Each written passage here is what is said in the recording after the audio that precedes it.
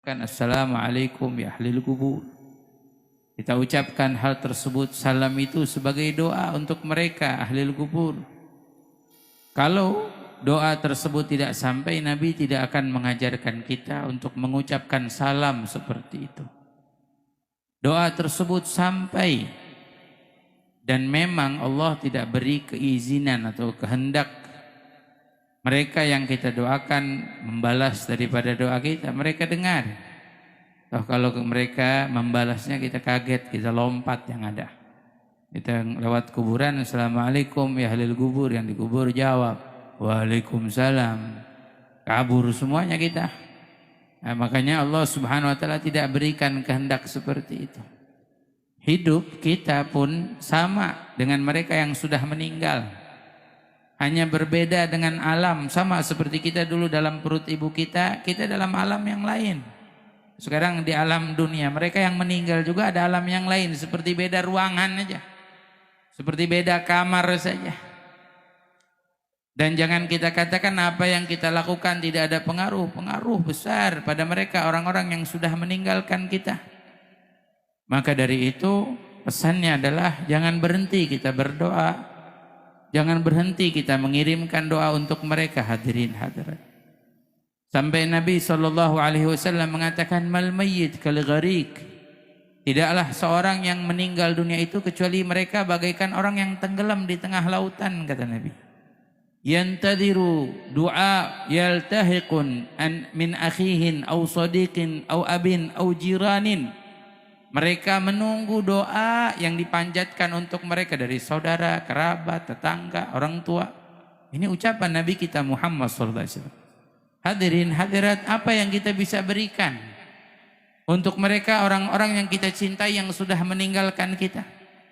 Kalau kita mampu, kita punya, kita kaya, kita punya orang tua masih hidup, kita bisa berikan rumah, mampu, kita bisa. Namun saat kita mampu, terkadang orang tua kita sudah tiada, apa yang bisa kita berikan? Berikan rumah, tidak ada manfaat lagi. Kita mau berikan mobil pun tidak ada manfaat. Apa yang manfaat? Kata Nabi SAW, khairul hadaya minal ahya ilal amwat ad-du'a wal istighfar. Kata Nabi SAW, sebaik-baiknya hadiah dari orang yang hidup untuk orang yang sudah meninggal dunia, doa dan istighfar. Mereka menunggu doa kita. Mereka menunggu istighfar dari kita, hadirin hadirat. Maka jangan pernah kita berhenti untuk mendoakan mereka, orang-orang yang telah meninggalkan kita. Dan kama tadinu tudan, apa yang kita perbuat, kita lakukan, nanti itu akan terjadi pada diri kita. Saatnya ketika kita pulang kembali kepada Allah, anak-anak kita lah kelak nanti yang akan mendoakan kita. Anak-anak kita nanti yang tidak akan melupakan kita. Yang kedua, hadirin hadirat, daripada berkumpulnya kita, subhanallah, orang yang meninggal dunia bisa mengumpulkan kita mengingat Allah. Ini rahasia Allah. Terkadang kita yang hidup mau ngumpulin orang aja susah. Mau ngaji aja, ngajak ngaji, ngumpulin 10 orang, susah luar biasa. Kadang luar biasa rahasia Allah, kita nggak tahu. Meninggal bisa ngumpulin orang banyak. Ya, luar biasa. Ini kehendaknya Allah Subhanahu wa taala. Tidak lain, tidak bukan apa? Mengingatkan kita. Apa? Pada saatnya, pada waktunya kita pun akan menyusul mereka. Kita pun semua akan kembali kepada Allah. Tadi dikatakan oleh guru kita, kullu nafsin dha'iqatul maut. Setiap yang bernyawa pasti mati. Sampai di dalam Al-Quran itu kata mati disebut dengan kata yakin oleh Allah. Saking yakinnya, saking pastinya. Di antaranya Allah berfirman, wa'bud rabbaka hatta ya'tiyakal yaqin. Sembahlah Allah sampai datang keyakinan. Artinya apa? Kematian. Di ayat lain juga ketika Nabi SAW bertanya orang-orang yang dimasukkan ke dalam api neraka, masalakakum fis saqar? Mengapa kalian dimasukkan ke dalam api neraka? Kata mereka penghuni neraka, kunna lam nakun minal musallin. Kita orang yang meninggalkan salat. Walam nakun nut'imul miskin. Kita orang yang enggak mau sedekah, ngasih makan orang miskin. Wa kunna nakhudhu ma'al khaidin. Kita orang-orang yang senang nongkrong, ngomongin orang, tongkrongan yang enggak jelas, yang enggak ada gunanya, enggak ada manfaatnya. Kemudian wa nukadzibu biyaumiddin, kita kunna nukadzibu biyaumiddin, kita yang mendustakan hari kiamat. Hari kiamat tuh enggak ada, hari akhirat tuh enggak ada. Hatta atana yakin, kata mereka penghuni neraka, sampai datang keyakinan apa? Kematian. Mereka yang sibuk jauh dari Allah, lalai kepada Allah, sampai datang keyakinan, maknanya kematian. Kita pasti mati pada saatnya, pada waktunya. Semua masing-masing ada kontraknya. Semua, tidak ada yang bisa lari dari kematian. Siapa yang man minna ahad yahrub min qada'i qadari. Siapa dari kita yang bisa lari dari ketentuan Allah kematian? Bahkan kita masih dalam perut ibu kita sudah ditentukan oleh Allah ajal kita. Semua kematian kita pada saatnya, pada waktunya. Maka beruntunglah kita bukan yang takut pada kematian, karena kematian itu pasti. Tapi dua yang perlu kita takutkan apa? Yang pertama, apa yang kita bawa mati, hadirin hadirat? Amal apa? Kebaikan apa? Yang kedua, keadaan apa kita mati? Sedang apa kita mati? Waliyadzubillah, kalau Allah matikan kita dalam keadaan buruk, su'ul khatimah, kita selalu minta supaya Allah matikan kita dalam husnul khatimah. Dulu ada satu ulama salaf. Kalau disebut kata ulama salaf berarti hidup di zaman salaf. Zaman salaf itu dari semenjak wafat Nabi 200 tahun. Banyak orang zaman kita sekarang nyebutin salaf-salaf, tapi ulama salaf juga nggak kenal, nggak tahu. Ulama salaf diantaranya Imam Syaqiq al-Balkhi, wafatnya 129 daripada hijrahnya Nabi. Punya murid namanya Hatim al-Asam. Imam Hatim ini ditanya sama gurunya, ya Hatim, sahabatani 30 sana. Hai Hatim, kamu bersahabat sama saya 30 tahun. Ini tawadhu guru. Gak bilang kamu ngaji sama saya 30 tahun. Bilangnya kamu berteman, bersahabat. Luar biasa ini, orang-orang soleh dulu ngajinya 30 tahun. Kita kadang-kadang baru ngaji 2 bulan udah lebih pintar dari bapak kita. Ngerasanya lebih hebat dari orang tua. Ini bahaya. Ini 30 tahun Imam Hatim duduk dengan Imam Syaqiq. Kata Imam Syaqiq, kamu dapat apa? Kata Imam Hatim, ada berapa hal saya dapatkan. Di antaranya, saya merenung. Saya melihat manusia semua punya kekasih, punya kecintaan. Pasti ada yang dicintai. Yang suami cinta sama istri, yang istri cinta sama suami, yang orang tua cinta sama anak, anak cinta sama orang, pasti. Tapi semua kekasih saya lihat mereka hanya mampu menemani kita sampai pada saat kita sakaratul maut. Ketika kita meninggal dunia, mereka keluar dari ruangan meninggalkan kita. Paling akhir kata beliau. Kekasih itu menemani kita saat kita ditaruh di liang lahat. Setelah kita dikuburkan, semua meninggalkan kita. Saya tidak temui, saya tidak jumpai satupun kekasih yang mau menemani kita dalam kubur. Ini bapak yang hadir di sini boleh pulang, ntar ngomong sama istrinya. Saya yang minta gitu, kata Habib suruh tanyain. Apa di sini manggilnya mama apa mami apa? Ya kali gitu manggilnya mami gitu ya. Kira-kira nanti kalau saya meninggal mau nggak nemenin dalam kubur? Saya yang jawab, kagak bakal ada yang mau. Nggak bakal ada yang mau pak. Kita tanya begitu. Sama anak yang kita sayang, kita manja anak itu ya Allah. Buat anak kita apa aja kita kasih.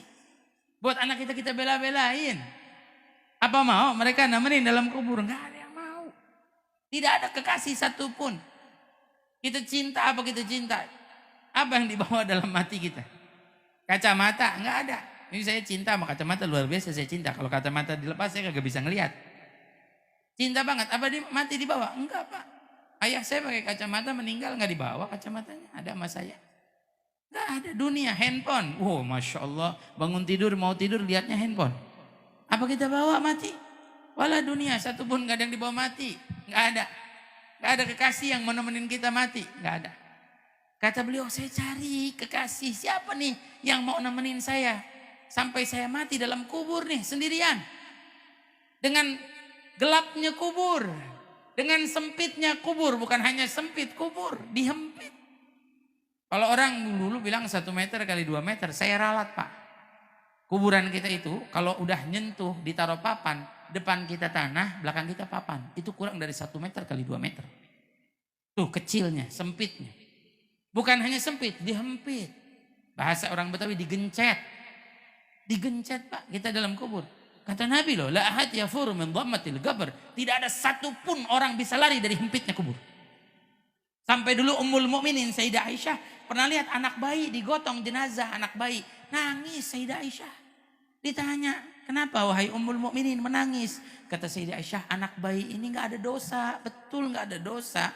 Tapi saya menangis karena anak bayi yang kecil ini, yang masih kecil dia tidak tahu apa-apa, tapi dia diempit dalam kuburnya.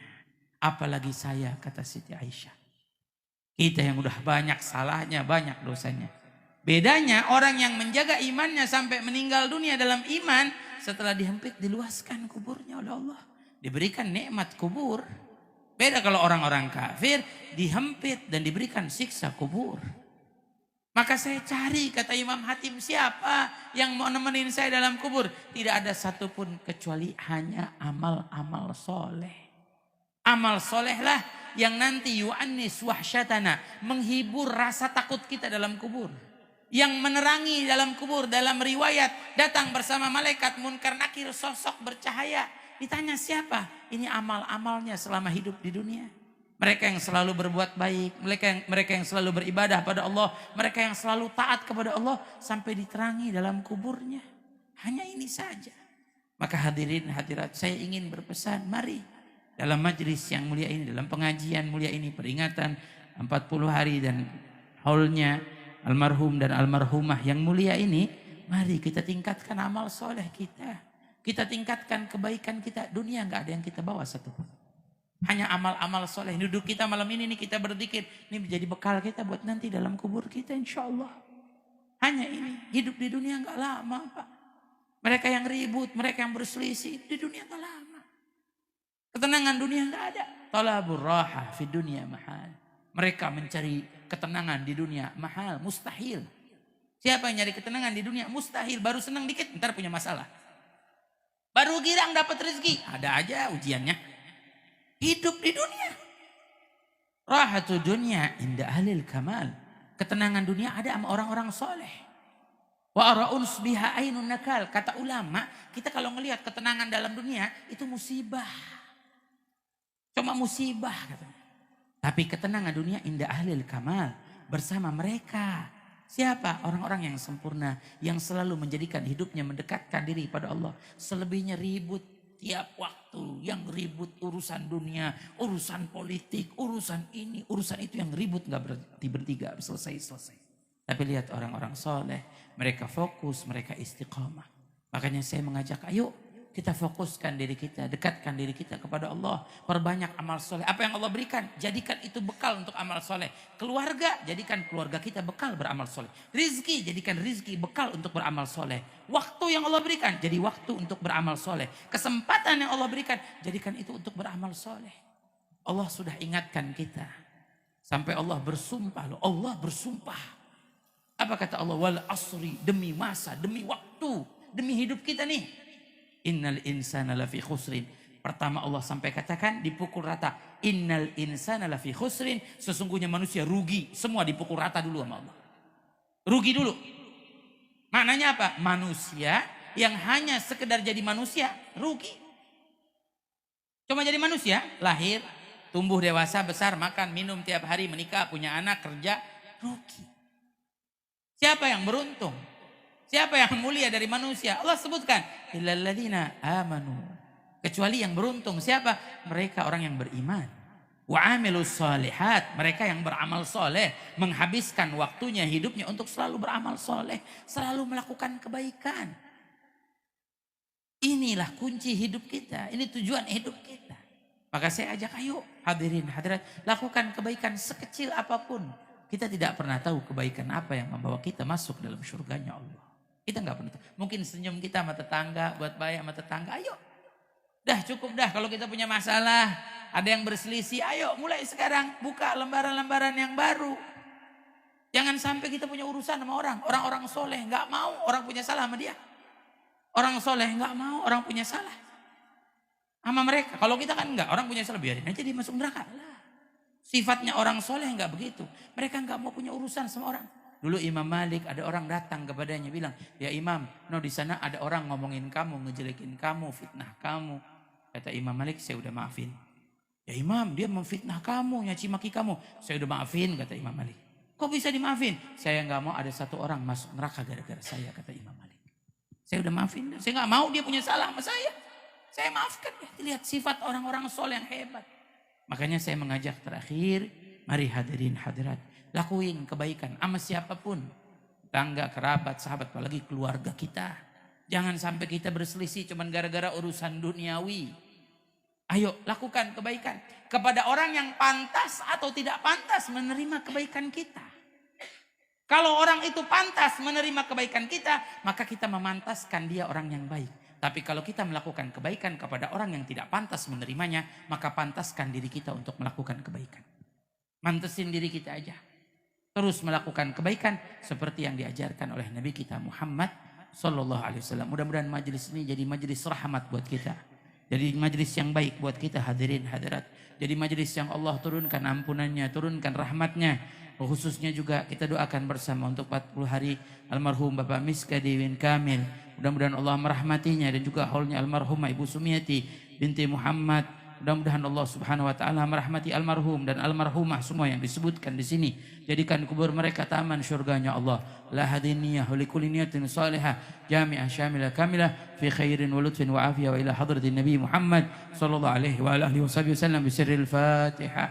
A'udzu billahi minasyaitonir rajim. Bismillah. Ar-Rahmanir-Rahim. Maliki yaumiddin.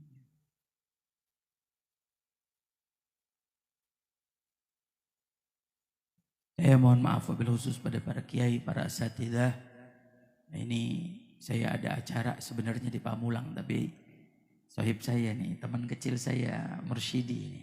Masya Allah mantunya Bapak Mas Kadi, Masya Allah. Ya, beliau nyuruh saya datang sini. Saya kagak bisa nolak kalau ada teman yang nyuruh. Ya, ntar saya dimusuhin sama teman saya lagi enggak. Ya, mohon dibukain pintu maaf. Bukan enggak cinta, enggak mau sampai selesai.